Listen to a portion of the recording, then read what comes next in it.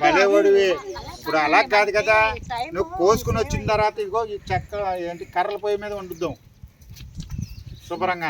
ఏం కాదు సార్, నీకు ఇక్కడ వండుకొని కట్ చేసుకుని వండుకున్న దారి వేరు, ఇంట్లో చేసుకొని వచ్చింది.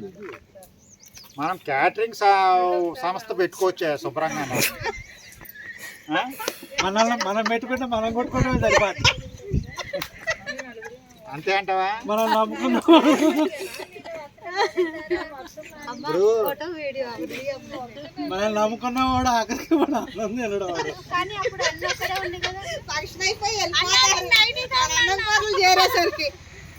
అంటే ఇప్పుడు అన్నం పెట్టనని నా ఉద్దేశమా నువ్వు?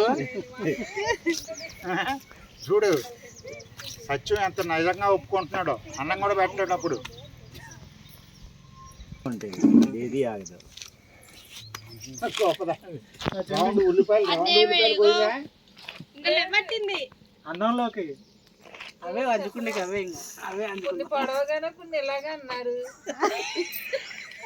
మొత్తం కట్ చేసేసారు.